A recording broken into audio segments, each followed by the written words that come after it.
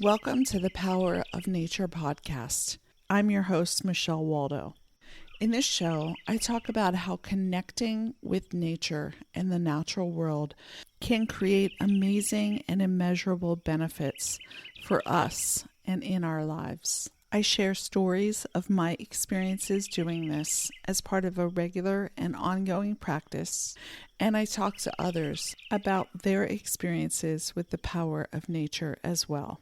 So join me as we go on a journey of learning about the power of nature and the impact that it can have on our own lives.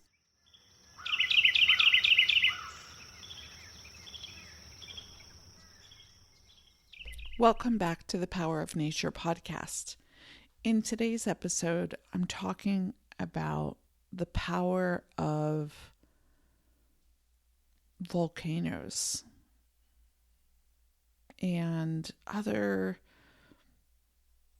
mostly about volcanoes, but I might touch on other kind of similar forces of nature in which there is a kind of a buildup of energy and some kind of release, which is kind of how I think about volcanoes.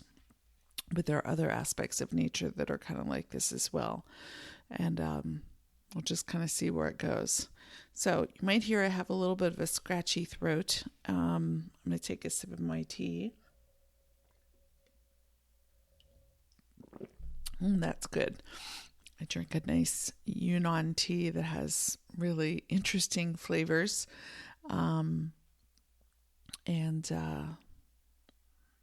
It tastes really good in the morning, which I think is a nice practice to have. I think it's nice to have something that we do first thing that kind of is really just for us and kind of a tuning into ourselves. I talk a lot about this in all of my podcasts and all of what I've done because I've experienced those benefits. And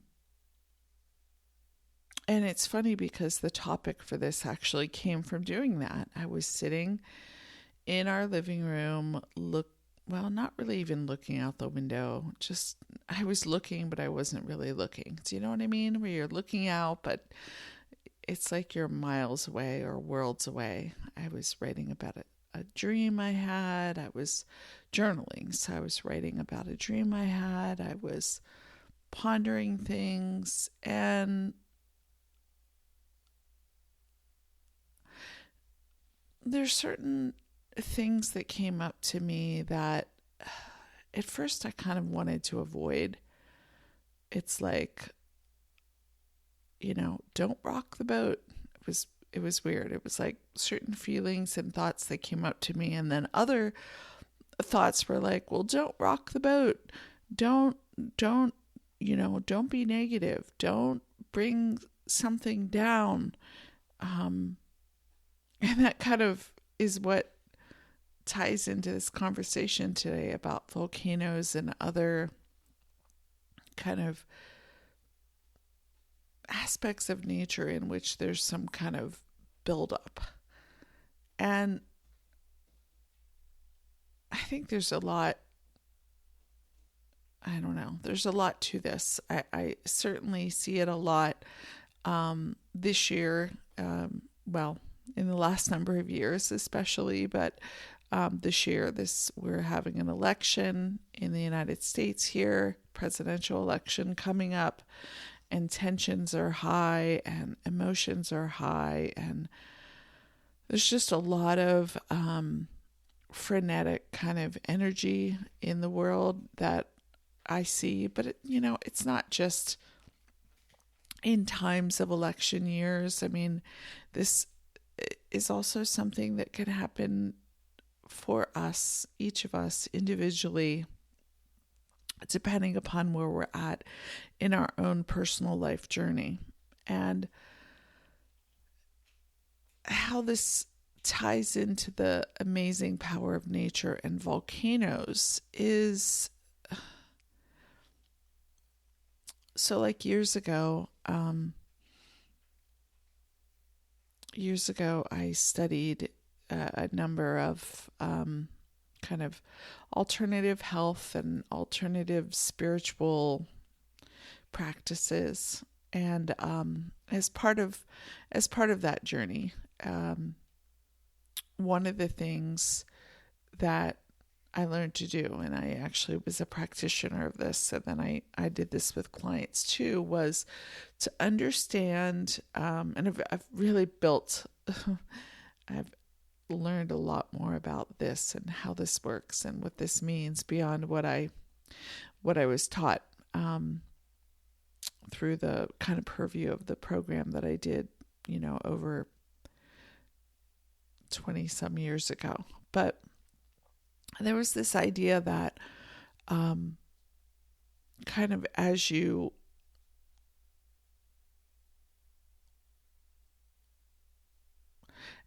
kind of follow yourself, I don't know how to quite talk about this without updating it based on what I know. So here's what I'm going to say about this. This is informed from many years ago of other practices that I did, but I don't know how to talk about it anymore without talking about it the way I understand it now, and what I've come to understand in the last 20 some years about what I think I was really trying to learn back then. So, caveat, I'm just gonna talk about the way I talk about it now, because my language about it, my understanding about it has very much changed over the last 20 years, and yet it was also informed by back then. So back then was the idea that I remember doing like a session myself of trying to understand what was going on with me.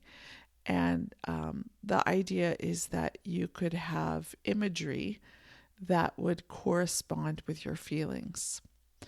And the idea,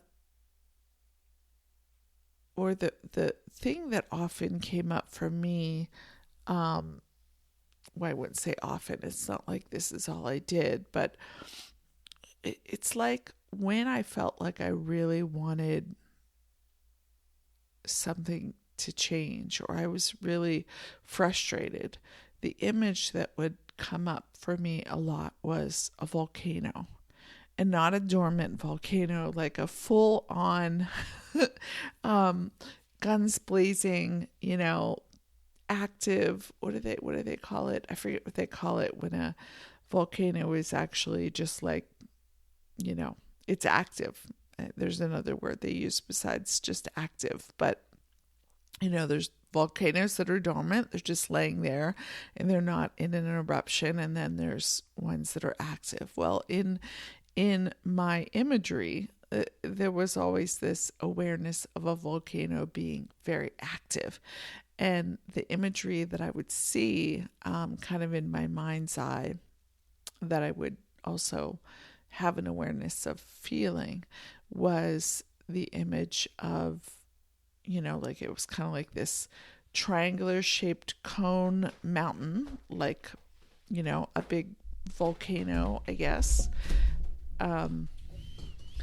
Actually, I have a bit of a volcano in my office today. Our kitty is running all around, acting like she is possessed with a erupting volcano. So if you hear that, that's what that is. I can't stop her.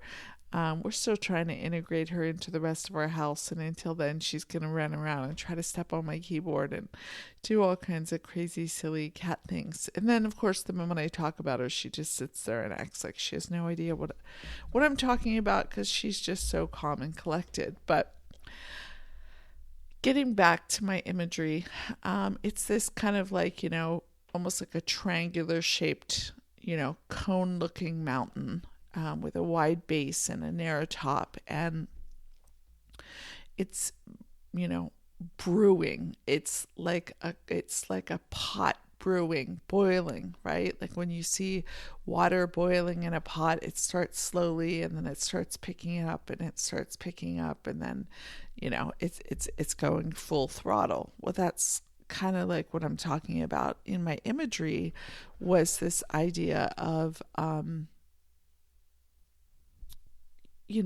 the a volcano that, is in full throttle, is in full churning with the very hot, you know, stuff going on inside. Now, I'm not a science expert. If you're into that thing, you could correct me about the terminology I use and whatever. So I probably have a little bit more of maybe like a cartoonish, you know, maybe awareness or understanding. And, but to be honest, if you're into that exact kind of thing, this probably isn't the show for you. But what it was is an image of like a mountain or a volcano that is just kind of reaching a boiling point or has reached a boiling point and is just with the force with the word in propulsion, but also impulsion really comes to me. Impulsion is a word that I mean, it exists for other purposes, but it was kind of part of my childhood because I used to ride horses, and when you have a horse that has impulsion, what it is you are riding them in a way that you're using your aids, your communication with them, and they're really working with a lot of power within kind of like what you would call a frame. So these days I don't actually agree with like the whole frame thing, and I really didn't back then either because I didn't practice like classical dressage, which is kind of riding that more practices that. But in the kind of riding I did, there was the idea that the horse is in almost like holding their body in a position of power, and then there's this power that's being generated from their back legs, which is in their hind end, which is kind of like the source of the power, creating this impulsion forward.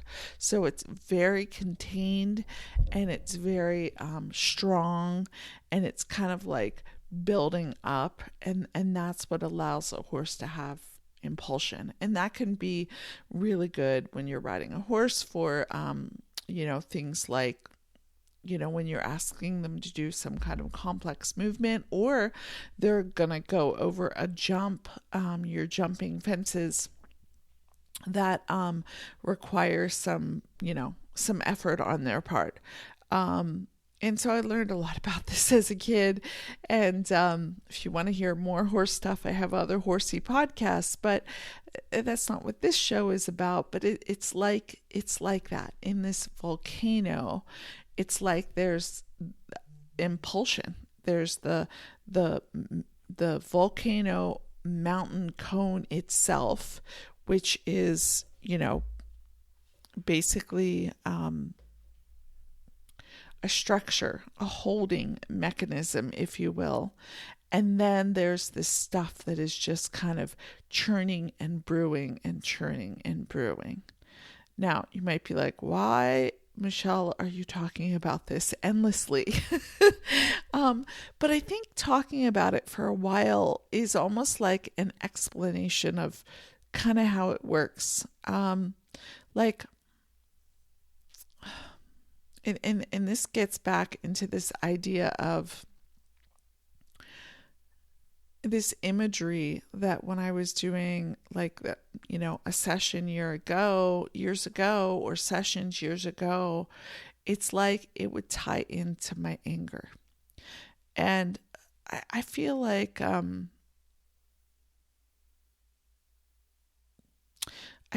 volcanoes and similar kind of forces of nature that involve some kind of strong, propulsion and impulsion and eruption feel a lot like how we would describe anger. And, you know, there's a lot of, a lot of times we're kind of like, we don't want to be angry, or we don't want to feel angry, or other people don't like our anger, so let's hide it. Let's fix it. Let's solve it. But I mean, let's really just look at nature. Nature is natural. Nature is right from the source, not contaminated. And sometimes things just erupt. Sometimes things just build up and build up and build up and build up and explode or erupt or come out. And,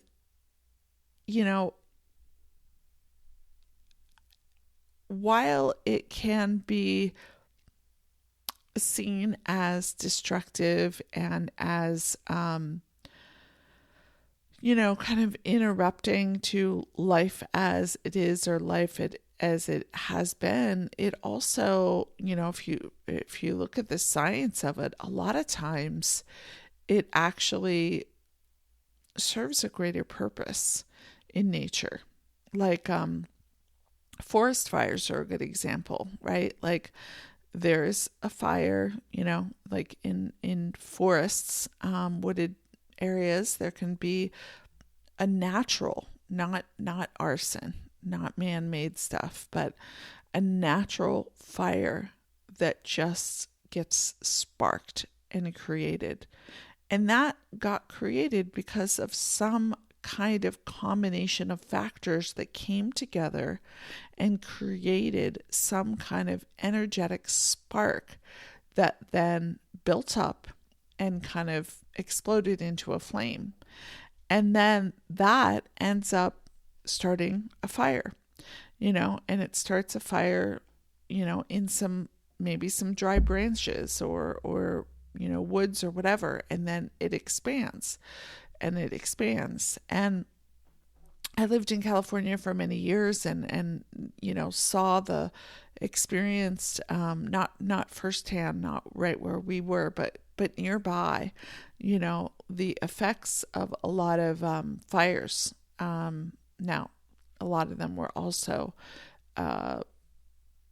very likely related to men, not men versus women, but related to mankind or people kind, caused, by not natural forces, caused by intention to start a fire. So arson. But the thing that I'm talking about is when something happens naturally in a place.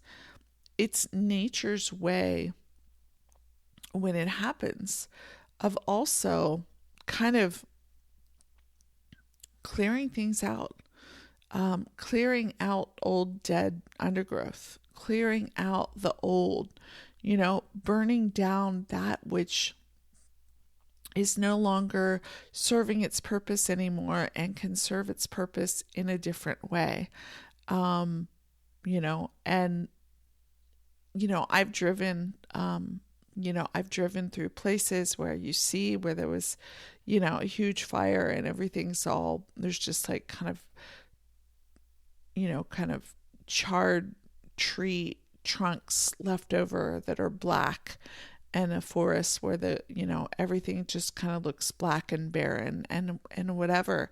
And, I used to kind of at first be like, the human reaction is, oh, that's so sad. But I also, like, as an artist and as someone, really tuning into nature, I also can see, the beauty in that, the beauty and the purpose in that in nature, because, that kind of thing also, does things. I know it does things for the earth. I know it does like things for renewing. I think it like maybe renews the soil, or maybe it gives, some of the things that have burned down, then it allows, other little organisms and things to kind of come in and restart and do what they're doing. I mean, what I have learned is that, you know, nature in and of itself knows how to take care of itself. It does things for a reason. What I've come to understand over and over and over again, with our bodies and with nature, our bodies are natural. When we don't modify them, they're natural. We're born with them, and nature is the same thing. It's natural. It is the way it is, except for when we get involved as mankind. But when things are natural and kind of untouched, it's like there's a whole system and loop of how things all serve a purpose. I'll never forget when my kids were younger, and I had read about the wolves, and I think it's in Yellowstone, that they had gotten rid of wolves, and a lot of things just kind of changed in the whole ecosystem and the whole system of the wilderness there. And then the wolves came back. I can't remember. It's been a number of years, whether they were reintroduced mechanically or, and then, led to kind of breed naturally, or if it just happened spontaneously. But somehow the wolves came back, and it totally changed lots of things for the better. There started to be much more of a balance of how nature was doing its own checks and balances of things. And I feel like, volcanoes and fires and things like this are also,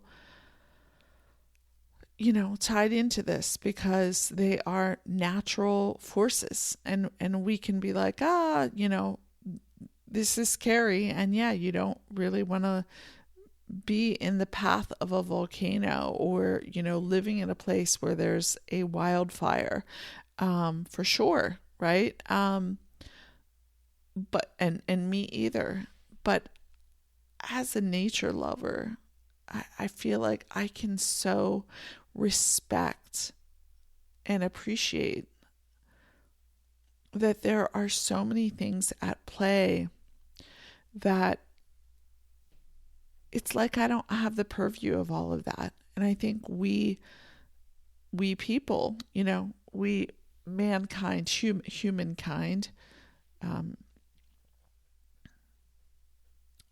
people don't have the purview of what all that means, what that there is a bigger picture that is happening naturally, and we kind of feel like we want to know it all, and it doesn't fit in with our current understanding, and so we kind of feel like it's dangerous and it's scary, and we want to control it and we want to limit it and whatever. But what I've found over and over and over again is, when you look to nature, it actually operates in such a beautiful way.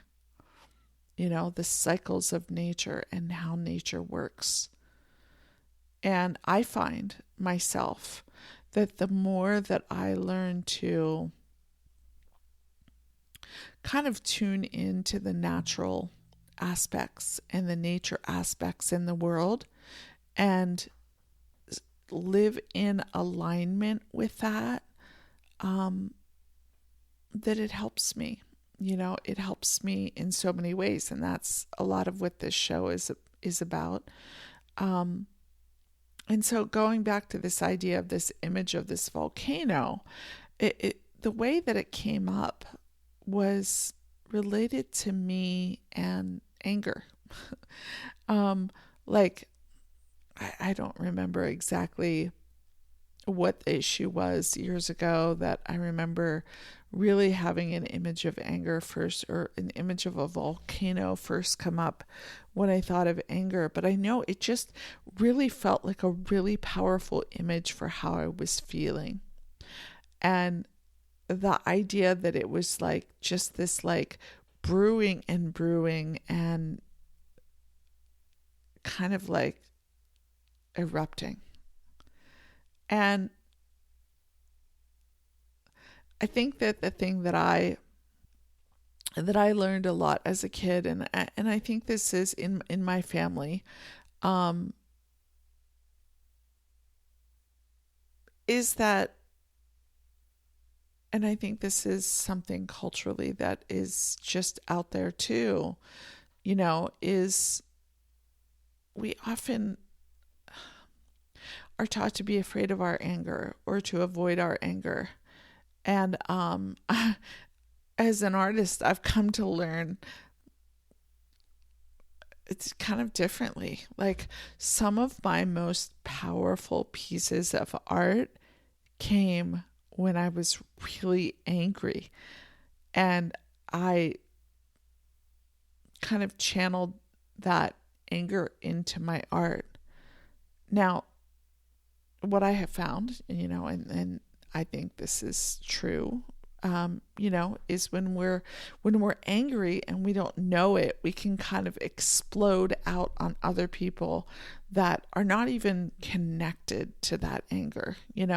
They're just bystanders that happen to be around, and that is something I think, for me, that I've really worked on becoming conscious of, learning how to be and let myself experience my feelings. Because the more that I'm in sync with my feelings and I learn how to listen to them and allow them, the more I can consciously work with them in ways that are conducive, versus destructive, destructive on bystanders that, let's say, have nothing to do with it. So, for example, if I'm really angry and I'm not aware of it, and I'm going out in the world and I'm just furious, and then I decide to go, shopping, I'm probably not going to have very good experiences out in the world if I'm already like angry, right? Like, I'm already angry and then going out shopping. What I know the way this pans out. The way it pans out is I'm not going to get a parking space. I'm going to have to drive around over and over and over again. Somebody's going to pull in front of me. There's going to be no cart, or there's going to be a problem with the cart. They're not going to have the products I want. There's going to be some annoying thing with somebody in the line in front of me, or the checker's going to make some comment that, I'm going to be annoyed about, or whatever. And it just can escalate until, maybe I say something or do something or whatever. Now, at this point in my life, I kind of am more aware of myself and my feelings, and I allow myself to allow my feelings, to the extent that I can, and allow myself to listen to myself and all of that. So I have learned in taking care of myself that if I'm really angry, probably not the best time to go shopping, no matter what, or to go out with other people, like maybe better for me to go pick up a journal and go sit in the woods, or sit in front of a canvas, or listen to music and dance, like a crazy person, because that helps. Or, go for a run. I used to do when I was younger. I can't run anymore, but, something physical, something like that. Not because I'm trying to shut down my anger, but I'm realizing I'm feeling angry or I'm feeling like I'm going to explode, and I realize that I can be aware of it and I can allow it in. I can allow it and I can look at what it's showing me and I can allow it to exist because I know that it actually is a very powerful, important emotion, and it can have benefits. And so I work with that idea as against it. It's like when I have ever, kind of lost it on people, an innocent bystander or whatever, is when I'm not doing that. When I'm thinking, when I'm not letting myself feel angry, when I'm not becoming aware and making a choice, when I'm trying to avoid it, or I'm trying to pretend it doesn't exist, or I'm trying to hide it, or whatever. That does not work. It just gets stronger. And I feel like this is the same thing with, volcanoes. Like the earth with a volcano, the earth doesn't go, oh, let's go hide this, or oh, let's restrain this. That said, there is a natural force where things kind of slowly start percolating and slowly start building up, and then they get stronger, and then they get stronger, and then they get stronger, and then they get stronger, and then they explode. And I feel like understanding and respecting this aspect of nature and what it does can be so helpful in understanding, well, first of all, feeling connected to nature. I don't know about you, but I've, even though I've been scared of certain aspects of nature in the past, I've always also been in awe of the power of nature in its raw form. I think that, and I think this ties into, how this ties into us and our emotions and ourselves, because it's like sometimes we need things to build up to create that kind of impulsion and power to make a change. A good example of this is it's kind of seems kind of silly, but I love watching this show, All Creatures Great and Small, and maybe you've watched it, but there's a scene in one of the, I think it's the first season, where James Herriot is the main character. He's a young vet that has joined a practice out in the countryside, and he is working with a lot of farms and that sort of thing. And he is allowed to use this kind of old car that his boss, has given him permission to use to go out on vet calls and farm calls and stuff like that. And there's this scene early on where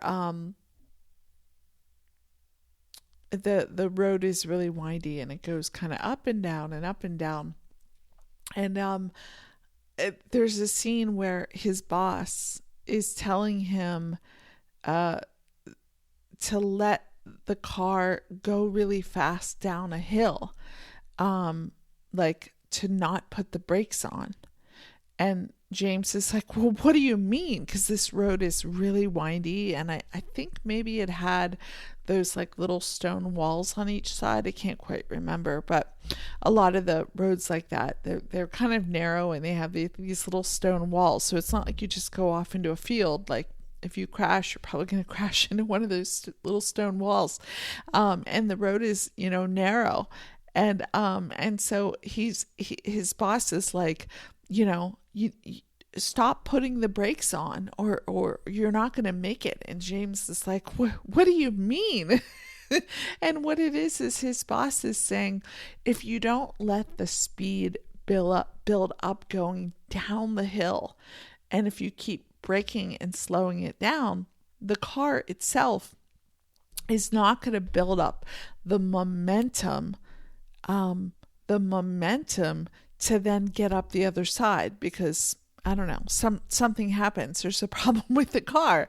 And that's actually what happens. Like James tries to kind of like let the car go at this crazy speed down the hill, but he doesn't really understand what his boss is talking about, because why can't a car, make it up a hill? So he kind of does it, but he kind of doesn't do it, and he's going down this hill, down this windy hill, kind of trying to listen to his boss, but then they start going up a hill, and he's going up a hill, and then they almost make it to the top, and the car kind of stops, and I think one of them has to get out and kind of try to push it, because they don't make it the whole way to the top. And there's another, I think it's another episode or another scene, maybe it's in the same episode, I'm not sure, where James is now alone at some point in the future, and he's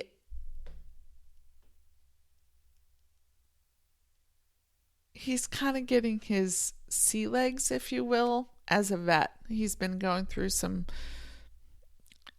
challenging times of like adjusting to this practice and proving himself and following a dream and of being a vet and all of that. And there's this scene where he's now by himself in the car, and he decides this time he is actually going to just keep his foot off the brake as this car goes down this crazy windy road at full speed. And he's got his foot off the brake, and he's trying to steer, and he's trying not to drive off the road, and the car's building up in speed and building up in momentum, and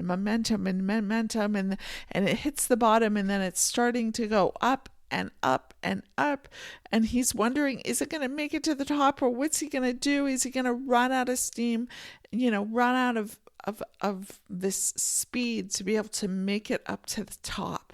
Because he knows the car, he'll have to somehow get down and push or something, and the car makes it.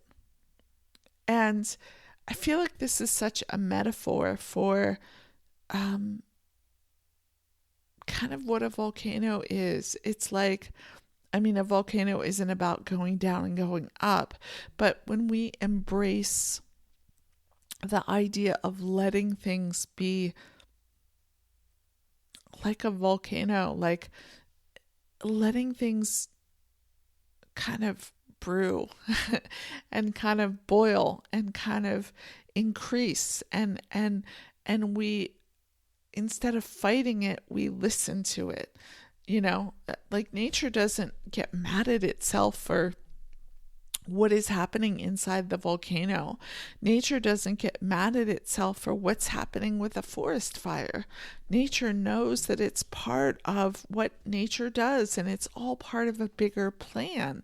And I feel like this is also something with our own, emotions. And when we are, what I've discovered is that when I have anger like that, it's teaching me something. It's showing me something.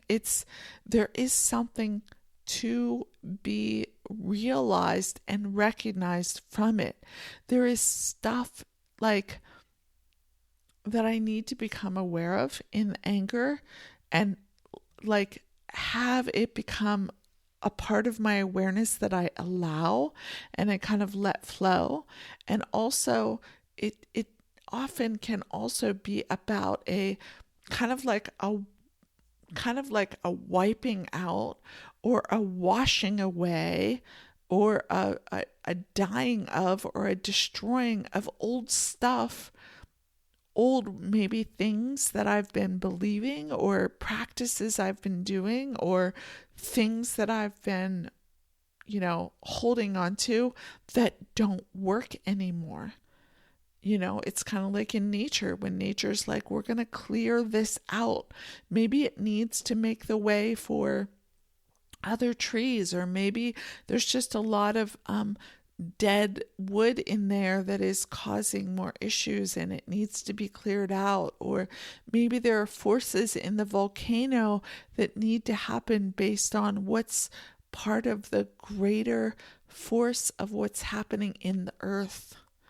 And I find that nature always has its own intelligence and rhythm and balance and rightness. And I find likewise within us that our anger, when we check it and we contain it and we hide it from ourselves, that is actually what causes more like unnatural destruction. Because we're not working with it in the ways that I think nature knows how to work with nature. Nature knows how to work with itself. And I feel like as a person, when I learn how to work with my anger, and I'm not trying to hide it, I'm not trying to restrict it, I'm not trying to contain it, I'm not trying to reduce it, I'm trying to become aware of it and work with it. But in my awareness, I'm also knowing that, I can do it in ways that have to do with me and not, exploding out onto other people that are maybe not connected to it. Sometimes, though, other people are connected to it. And I need to say something to them, if someone's been like, if I'm like a little kid and someone has been like bullying me and stealing my pencils, like going off and being like, oh, I'm just going to take my anger elsewhere and not do anything in reaction to that bully, that's not serving me. It's like as a little kid, you need to go to that kid and say, stop taking my pencils or stop whatever, so I'm not advocating hiding things. And this is kind of where, I feel like the more we become aware and the more we tune into letting things be natural, we can also kind of, I don't know, it's the more I've learned when I need to take a stand in my anger against someone appropriately, and when someone is an innocent bystander, and that's when, I'm better off going, going out on a run or doing a painting or whatever, because sometimes it can be either one. Sometimes I do need to take a stand against someone, I maybe that's not, it's not like punching them out or whatever, but maybe it's using my words. Maybe it's, making my choices. Maybe it's letting them, communicating with them in some way that this is not something I want to do anymore. But the point that I'm trying to make is that the power of volcanoes, and other natural forces like natural wildfires, which, there have been a lot of fires that I don't believe have been natural. They're finding out that they've not been natural. They've been, maybe people thought they were, but they weren't, again, because of other people's intentions and that sort of thing. But when we're talking about truly nature, true nature, untainted by human involvement, the natural world, that there is a perfection in how that works. It's like the wolves in Yellowstone. You take something natural out and then things don't work quite in the way that they were designed to work. I feel like this is also something in health. I think there are a lot of times in health where, people might be like, well, what's the purpose of that organ or that body part? It doesn't seem to serve a purpose. No one seems to think there's anything to it. It doesn't seem to do anything. And, it can cause these other quote unquote problems. So let's just remove it. And then did you ever notice that kind of years later, they come to understand that that thing that they thought didn't serve a purpose actually did serve a pretty big purpose, and just blindly removing it, wasn't actually the right thing to do. I find that this is true in nature in general. When we look at nature and we learn from nature and we tune into nature by its own volition, untainted by human intervention, that nature has its own much larger kind of plan, its own way of working, its own checks and balances, its own system for the benefit of all, for the greater benefit of all. And what I've found as a person is that the more that I learn to embrace that and to kind of allow myself to be inspired and to listen to and to tune into the power of nature, even these, forces that can be seen as destructive, I see that quote unquote destruction is actually part of a larger plan of something beautiful. And likewise, I've discovered this, like I said, as an artist. I did a painting a while back. I don't even remember what it was. I was so mad about something. I was so mad. And I did a painting, a very large painting. And I just, it wasn't painting to try to quell it or to not express it out. Instead, I really got a strong hit to paint. Was like, that would help. It wasn't like, I'm going to paint my, whatever. It was like, I was really angry. I tuned into myself. The feeling was paint. And I was like, okay. So I painted. And afterwards, I kind of stood there and I was just like, oh, look at all this, I didn't kind of like, it didn't look like anything. It just kind of looked like all this, like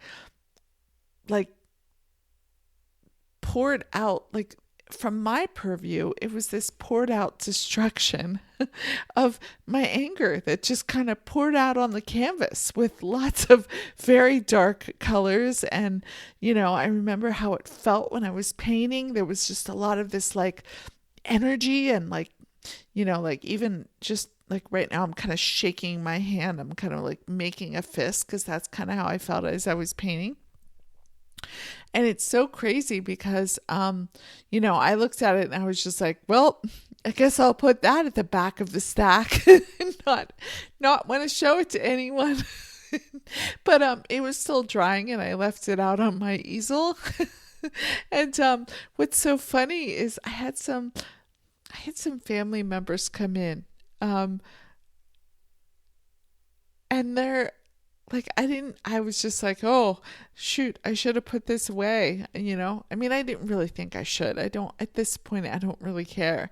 But, when I looked at it, I didn't see anything of it I didn't see anything in it other than what I had gone through in the feeling of all that anger, I didn't see anything else.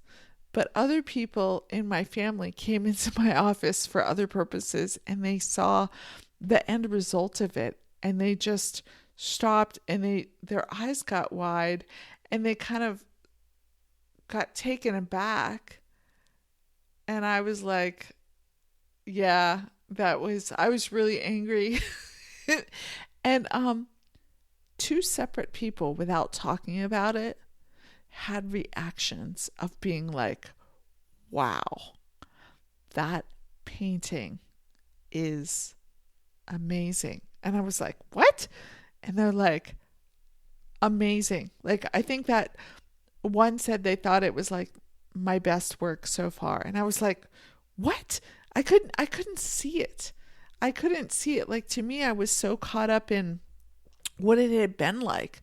But it's almost like I had like this little moment where I kind of almost like shifted perspectives, and I was able to kind of like see through this family member's eyes and look at the painting without my awareness of what it was like to paint it. And I could kind of tune into what this person was seeing. And I was like, wow, you're right. There is this like energy and power in it and beauty. And it kind of reminds me of kind of what I'm talking about with nature, like with, you know, you can kind of look at when something has been quote unquote destroyed by the natural elements. But I've also come to see, like, have you ever noticed there's like the part where there was a fire and everything's kind of black. But then after a while, have you ever been in a place where everything comes in and it's almost like it's just more vibrant than ever and more green? It's like it's just so beautiful, and it comes from what had been, this other thing that was more destructive. It's funny because here in Montana, we've learned a lot of things living in Montana, a lot of new things, especially because we live on a property now with, some acreage, and we never had that before. So we've had to learn how to do, things like use a tractor and what are those weeds, and, what do we like, understanding the patterns of nature here in Montana. It's been a learning curve, of a challenging one, might I add. And I talk about this. I've talked about this a lot actually in a podcast that it doesn't have any more episodes, but it was when we first moved here, and it was called Adventures in Horse Ranching, starting a small horse ranch in Montana.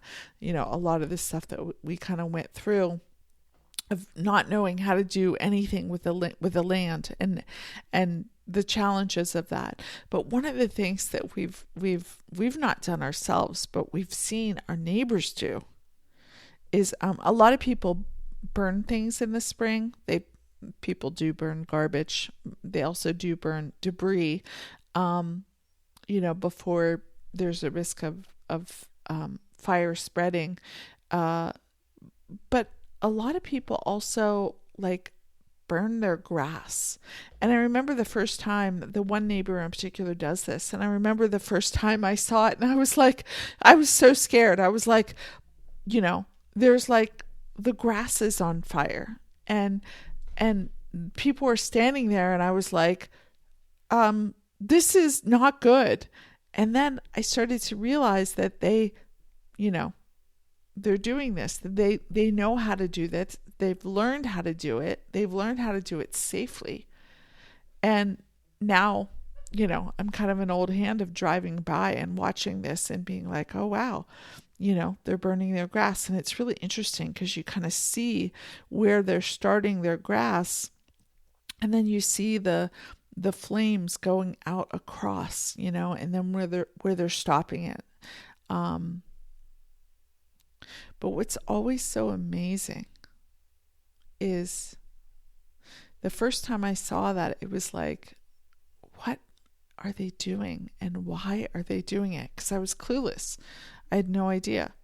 And burning your grass is not something I ever did in Pennsylvania, and you would never do it in California, at least any part of where I ever lived. But here in Montana, they do it at certain times of the year, and our neighbor did it almost every year. Actually, I think every year. And so right after they would burn it, it would be like black, and I'd be like, what is the purpose? But then I discovered what the purpose was. And it was that a little while after it was black, I started to see these little green sprouts come in. And the next thing you know, it's almost like in the blink of an eye, the most beautiful, vibrant green grass would come in and fill that land. And it would just be like amazing. Like when I started to see what it did, I started to be like, wow, this is amazing. And how amazing that they do that. And it's actually really good too, because we haven't done it. And so what I've noticed also is, in Montana here, we have like a lot of snow in the winter, or maybe not that much snow, but it gets cold and it snows. And then we tend to have, still continuous snow and or rain in the spring.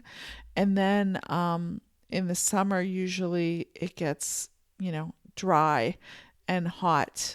And then everything kind of turns kind of brown, and then you go into the fall. This year it's been very unusual because we've had a lot of rain in I think in even July and in August, more than I've experienced before, and I've enjoyed it because it hasn't been so hot and bright. But typically what happens is, in the midsummer, in the middle of summer, in July and August, it can often be very hot and very dry. And as someone that has horses, and we want our horses to eat grass because A, it's cheaper, and B, it's good for them to get, vitamin E from the grass, and there's, it's just a long explanation of all the benefits of continuous grazing for them. But what I've discovered is that with our pastures, we haven't burned them. And what happens is the grass comes in the winter, after the winter, it comes in the spring.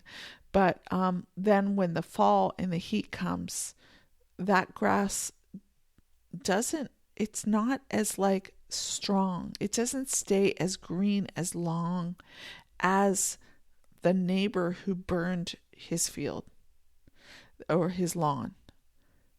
His grass stays green longer without irrigation. And I think there's something really telling about that, that ties into what I'm talking about, which is the benefits that this kind of, impulsion of energy, eruption of energy and kind of destruction that kind of clears things out and makes things stronger. Our pastures in our lawn doesn't have that, but the neighbor that does that, they do have that. And I see the benefits in what that means for their grass, and then it's actually better because then in the season when it's hotter and drier, which, can be fire season, and there can be fires that get started inadvertently that, in where there are people, and, dangerous things can happen, in that people can, through arson or unintentional means start a fire, and, people can lose their houses and all of that to the fire. That the natural fire that was allowed in the spring is more resilient against that. And this is kind of like what I'm trying to talk about, It's like the neighbor that's doing this with the fire, they're working with nature. It's like they're using nature and the wisdom of nature in conscious ways, in beneficial ways. And I think this is what I've learned about our emotions and myself and my anger, and understanding how to allow my emotions, and understanding how to allow and be okay with the power of eruption of anger, or the eruption of a volcano. Ever since I did that session years ago with the imagery of the volcano, I don't fear volcanoes when I've seen videos of them. I mean, yeah, I would fear it if I was, at the base of it and that's where I lived. But when I see a volcano, I now see the beauty of that aspect of nature, the power. I'm going to just close with a mention of a movie that I love. There's a movie that I love. It's called The Secret Life of Walter Mitty. In my very first podcast, the very first Creating from the Inside Out, I did an episode about that movie because I discovered it back then. And I love that movie. And there's a scene where the main character, played by Ben Stiller, he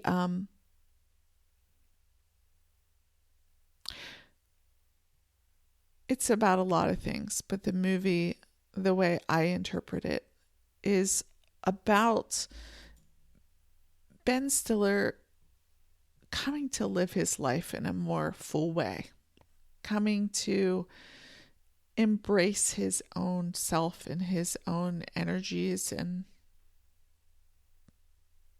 kind of allow himself to be himself. And there are a lot of reasons for why he isn't, but I highly recommend the movie. I really enjoy it.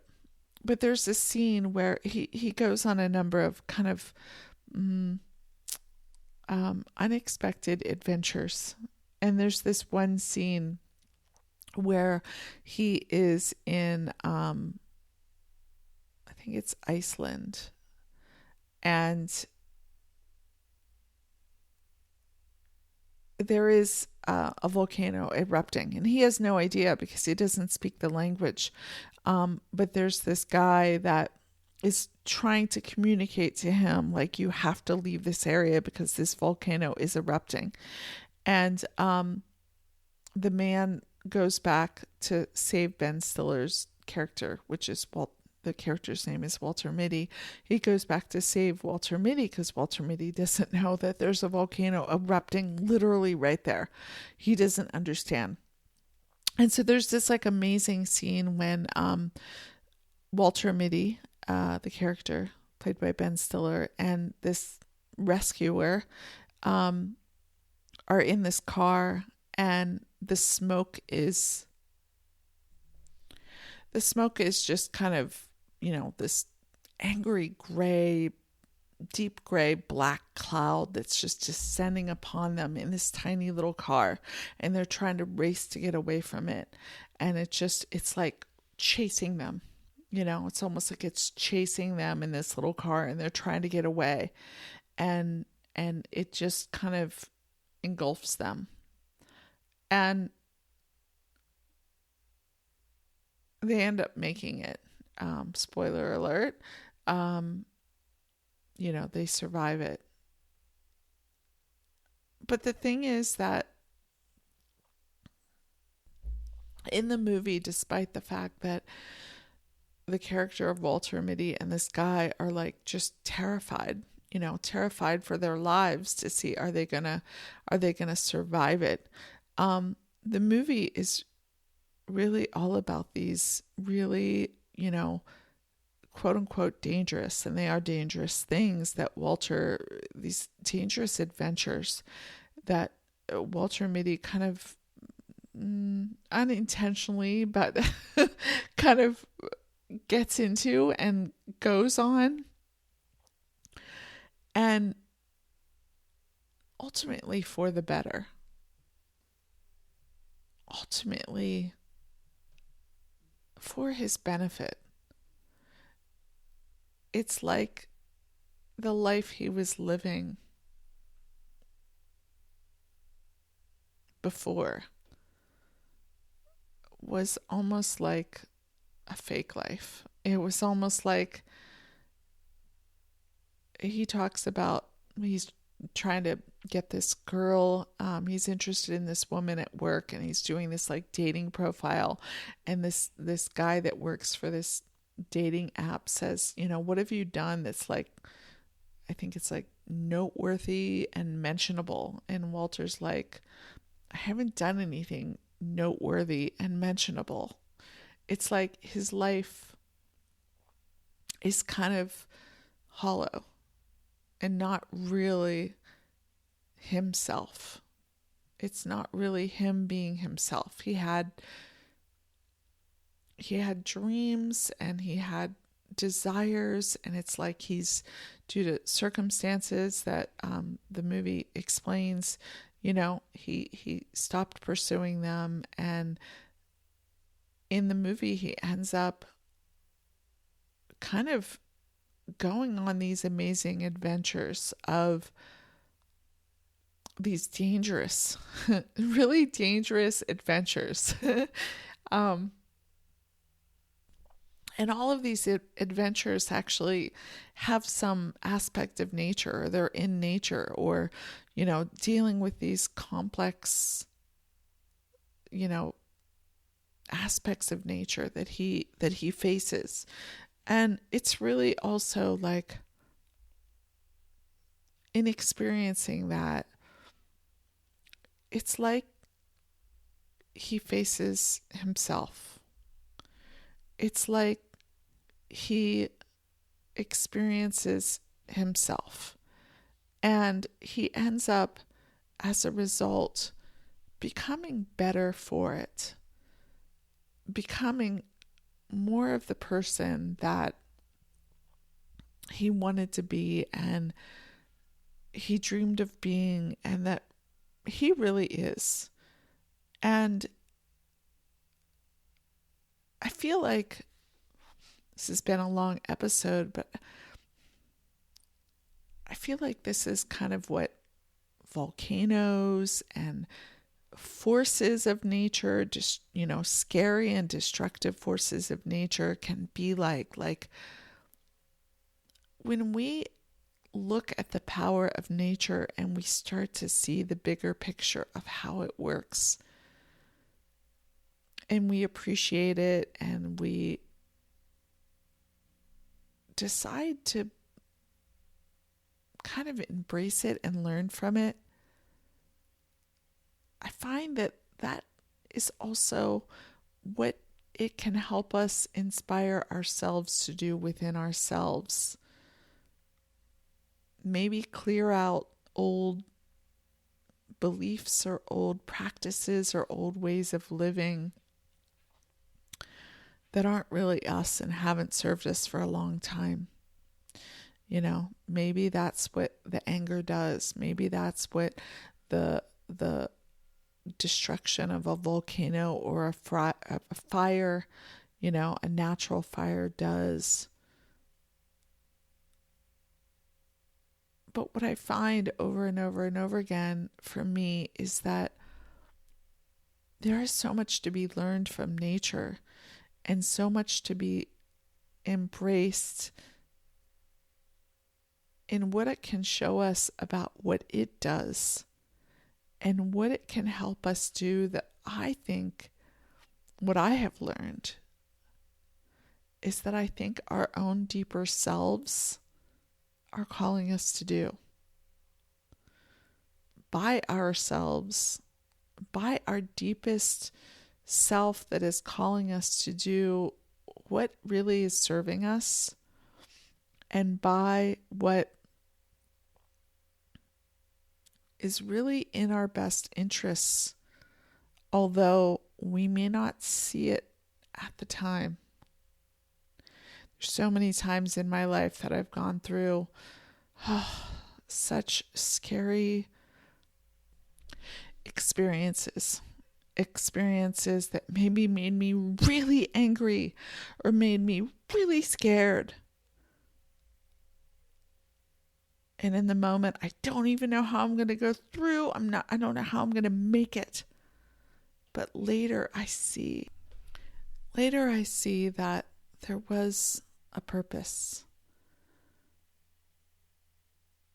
Even though it was really hard, even though maybe I got really angry and frustrated, there was a purpose. And I'm better for having had that experience. That there is a larger plan or something, design something. And I know that I benefit as a result of it. It's hard to see it in the moments when it's happening, though, because it feels like it's happening to me. It feels like things are not working out. But later, I come to see how much stronger I am, different I am. This is a lot of what happens in the movie The Secret Life of Walter Mitty that I love. That's why I was talking about it. And a big part of this is also, when I've allowed myself to be angry.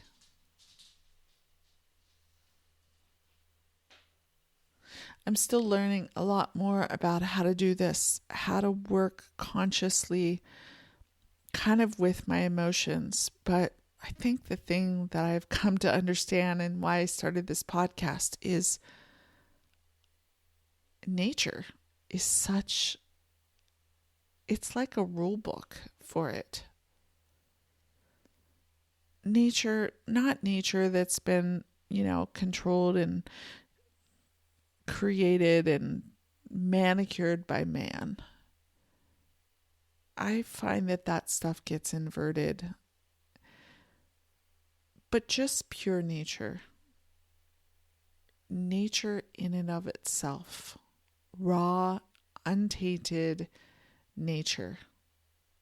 The power of nature.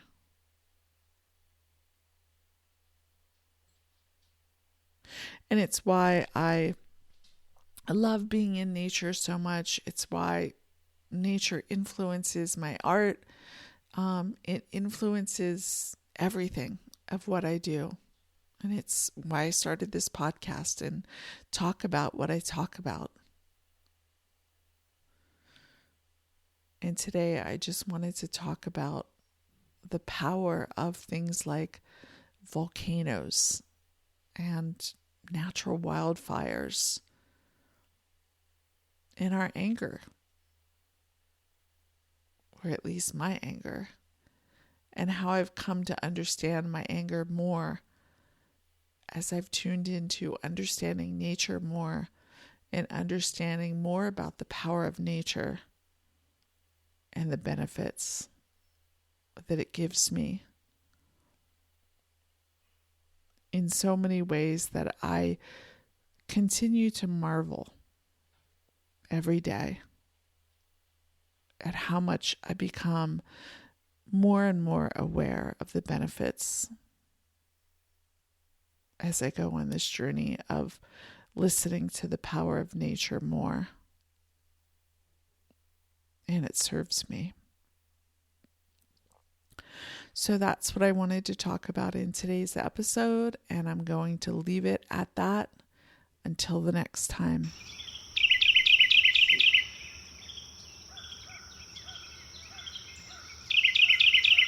Thanks for tuning in to today's episode of the Power of Nature podcast. To learn more about me and my other offerings, you can visit my website at michellewaldo.com. That's MICHELLEWALDO.com.